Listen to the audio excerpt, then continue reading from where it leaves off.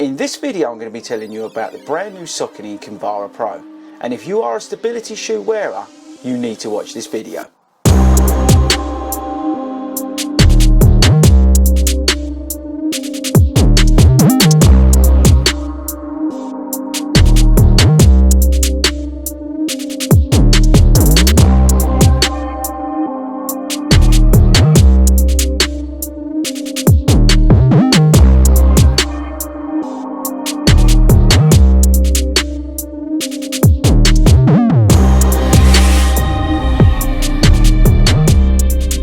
What is up everybody, and welcome to FORDY Runs. And look, here it is, the Kinvara Pro, brand new shoe from Saucony, people. And like I said, if you are a stability shoe wearer, hang about to the end of the video because I've got some exciting news for you. Okay guys, so here it is, the brand new Kinvara Pro, and what do you think? Let me know in the comments of the looks. This is a monster of a shoe, but like I said, this is a shoe that I think is going to suit a lot of people. Right, so how this video is going to work, I'm going to tell you the stats and features, then I'm going to tell you the things I like about the shoe and the things I don't like about the shoe, and then like I said, if you're a stability shoe wearer, I've got some good news for you at the end of the video. Okay, but before we do anything else, have you subscribed to this YouTube channel? No? Come on guys, get with the program. Okay, so the Kinvara Pro stats and features. Now, this has got like the greatest hits of Saucony in terms of midsole compounds in it. We've got like a cradle, let's call it, a power run on the bottom of the old EVA foam. We've got no rubber, we've got an EVA power run outsole that creates this cradle in the shoe.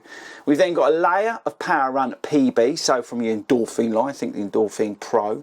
And then in the shoe, we've got a sock liner, a really nice thick sock liner of Power Run Plus. Now that's adding comfort within the shoe, which is great news. Now also within the shoe, we've got a carbon plate. We've got a teardrop shaped 3/4 length carbon plate in this shoe. Like I said, we've got no rubber on the outsole. What you can see here is we've got the carbon plate there, but they also written on there, it's upside down. No, it's not, it's just backwards, but it's speed roll technology. We've got the old speed roll technology, and that's helping you in terms of your transition through your stride. We've got a sort of, I would say, traditional Kinvara upper on the shoe, bits of suede, nice bit of heel counter, so it's nice and stable in the heel. We've got a gusseted tongue, but the upper is just typical Kinvara. It's sort of barely there, nice and breathable, fits, does the job. The shoe's going to be £200, $220. We've got 10.7 ounces, 310 grams-ish in my UK 9.5. It fits true to size. We've got 42mm of stack with an 8mm drop. Right, okay, so I think that's the stats and features done of the shoe. Right, let's do now the things I like and the things I don't like. Right, so we've had the shoe for a little while because we've been under embargo on it. Funnily enough, I was talking about the shoe on the live stream we do on a Monday night. If you don't, I've not seen that, tune in. It's live every Monday, 8 PM UK time. We talk about running shoes and things like that. But I was talking about the Kinvara Pro, and then all of a sudden, it turned up. So I've been able to get some good miles into the shoe before we do this video, which is I kind of like, actually. I like it when they give you a shoe nice and early before launch, because then you can really get some miles in the shoe. But yeah, like I said, let's do things I like and things I don't like. But actually, I also want to touch on why this shoe has come about. So the Kinvara line was always that sort of traditional, minimalistic's probably the wrong word, but like it had, I think, like a 4mm drop, hardly like any stacking. It's like 26mm of foam. It was like a firm ride. It was a really good shoe for sort of fast workouts, track sessions, and it was just a basic up-tempo, lightweight, fast trainer. So, you know, if you've got like a, I don't know, a ride shoe and then you wanted something to do some of that faster work, then the Kinvara was your shoe to go to. Then the guys at Saucony, I think it was a couple of years ago, or like a year and a bit ago, they were talking about it at the TRE, was basically they were watching the Boston marathon, and I think it was the year when it was delayed, and then they had the TRE, and then I think within that discussion that came about was basically they saw and realised that a lot of those runners who were doing like 4.5 hours were still in carbon plated shoes, which made sense to me because as an everyday runner I know that we all run in carbon plates on race day. So they wanted to create a shoe that was the sort of halfway ground between that racier, you know, Endorphin Pro shoe and just sort of daily trainer kind of shoe.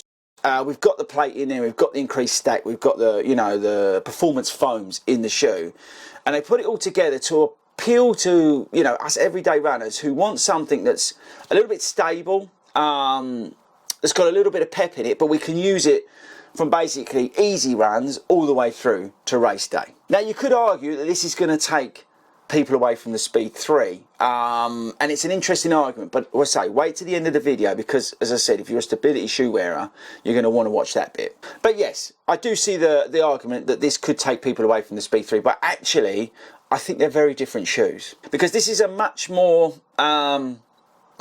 comfortable, and the Speed 3 is a really comfortable shoe, but it just feels like you've got that little bit of cushion now, and it just feels that little bit more stable versus the Speed 3. Okay, so I think they're the differences between the two. It definitely feels more built up in a good positive way versus the Speed 3. Okay, so things I like the comfort, I like the Power Run Plus insole, or what do you guys call it? Sock liner. I really like that. That is a very comfortable addition in the shoe. I like the setup of the shoe with the 3/4 length plate. It's just, it's enough to give you that pop, but it's not overly rigid. You've got a little bit of rigidity, but in the heel, I don't know, it just feels really nice with the Speedroll technology in terms of that transition through your stride. I like the upper, it's very breathable. I like the fit. I like the, I would say, the quality feel. It sounds a bit funny, but like with the sway touches and things like that, it just feels a nice shoe. This is £200, which is a lot of money for a shoe, but they have done a great job of making it feel premium. I like the Speedroll technology, like I mentioned, in terms of the ride, and yeah, I think that's probably about it. I think the main sort of positive from the shoe is the comfort and the ride. Okay, so things I don't like the price. I think £200 is too much money. I don't see why you would spend £200 on this shoe. I think you need to probably wait and try and get it at a discount, especially when you can get the Speed 3 from Saucony, which we know is the best shoe probably out there other than the Boston 12, about £150.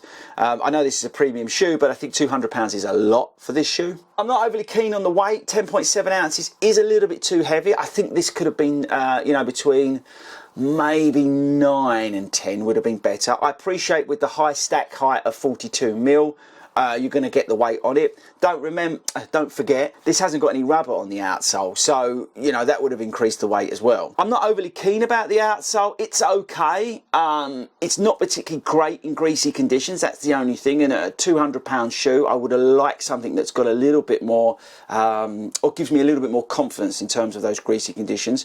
This thing's going to wear pretty well, for what I understand from the guys at Saucony, so there's no criticism there. But for me, I would have just liked a little bit of rubber coverage on the shoe. So they're the dislikes.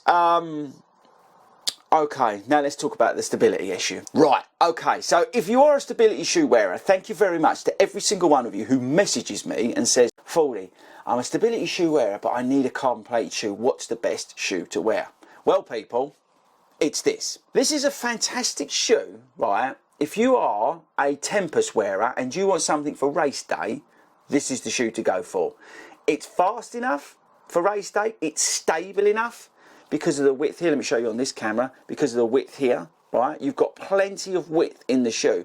And then with the Power Run midsole, you've got a very supportive foam and frame around you to give you that confidence to run fast, but in a stable way. Now, I'm not sure the guys at Saucony, when they came up with this shoe, I may be wrong, thought actually this is a stability shoe. And I'm not saying this is a stability shoe, but what I am saying is if you need a stability shoe, but you want a race day shoe, then I think you're going to be able to get away with this, because this is a very stable, quick ride. And I think this shoe answers a big question, or will give the people who are hunting for a race day shoe but need a stable ride, this will give you a race day shoe. Yes, it's not overly light, but you're going to get a really nice performance. You're going to get a really nice ride out of this shoe because of the Speedroll technology, the carbon plate, and the different foams in here.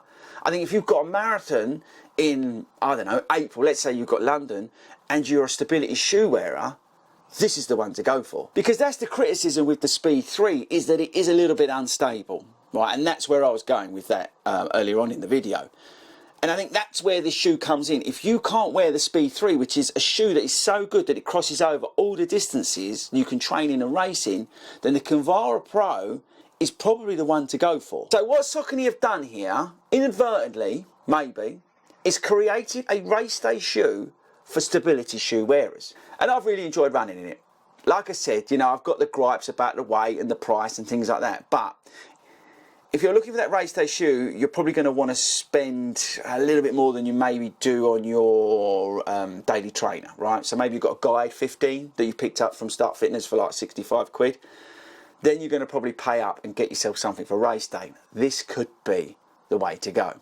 I've got no issues with the arch like I had on the Tempest. There's nothing here other than the sort of outsole, which, to be honest, on a race day we're fine. I've got any concerns about. I think this is a very good proposition if you are a stability shoe wearer and you need a race day shoe. So I wasn't expecting to make the video along these lines, but honestly, as somebody who you know, wears a stability shoe sometimes, but does have, what's the best way? I do pronate on my left leg and sometimes require a stability shoe. I understand what stability shoe wearers require.